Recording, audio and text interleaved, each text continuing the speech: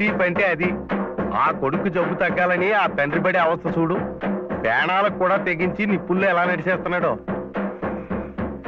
పొద్దున్నే నువ్వు చెప్పింది అదేనమాట. ఒకళ్ళు కష్టాలు తీరాలంటే ఇంకొకళ్ళు మొక్కోవచ్చని. ఒరే ఒరే నువ్వెక్కడికి రా. అమ్మా, శివయ్య ఎందుకు నీ చేత మెట్లని కడిగిచ్చాడు? మన మంచి కోసం.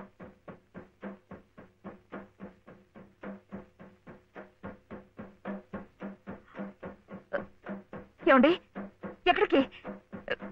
ఏమండి ఏమండి?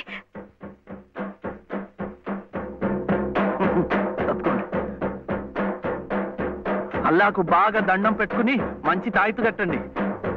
సుబ్హానల్లాహ్ సుబ్హానల్లాహ్ లా ఇలాహా ఇల్లల్లాహ్ ముహమ్మద్ రసూలుల్లాహ్ సుబ్హానల్లాహ్ సుబ్హానల్లాహ్ సుబ్హానల్లాహ్ సుబ్హానల్లాహ్.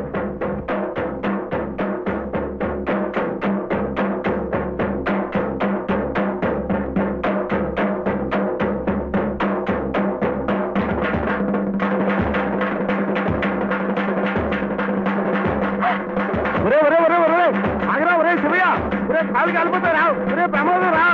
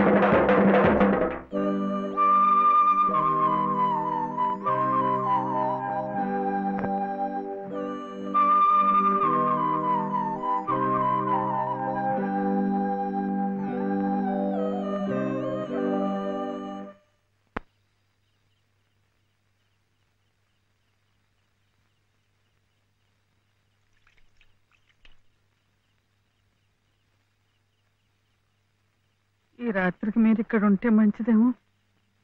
శివయ్య, ఒరే శివుడు చూడు, మీ నాయనమ్మ కంగారు పడుతోందిరా. చూడు. నాన్న, శివ ఎలా ఉందిరా?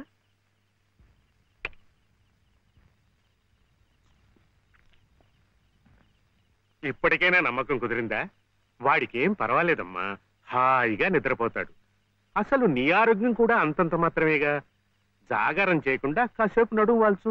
ఏం విశ్రాంతి తీసుకోవటం ఏమిటో. వీడిలాగే ఏదో ఒకటి నెత్తి మీదకి తీసుకురావడం, అది తీరేసరికి మరొకటి. ఈ సేవతోనే సరిపోతుంది. నువ్వు చాలా అదృష్టవంతురాలి రాజమ్మ. మనిషి స్వార్థాన్ని చంపుకుని ఏ ప్రతిఫలాన్ని ఆశించకుండా పరోపకారం చెయ్యాలంటే ఎంతో దీక్ష ఉండాలి, సాధన కావాలి. అలాంటి వాణ్ణి మనం యోగి అంటాం. మరి నీ మనవుడు ఏ ప్రతిఫలాన్ని ఆశించి నిప్పుల్లో దూకాడంటావు? వాడు దుమ్ము ధూళి అంటని స్వాతి ముత్యం, జన్మతః యోగి, మహాజ్ఞాని. అలాంటి వాడికి నువ్వు సేవ చేస్తున్నావు. ఇంతకంటే నీకేం కావాలి చెప్పు.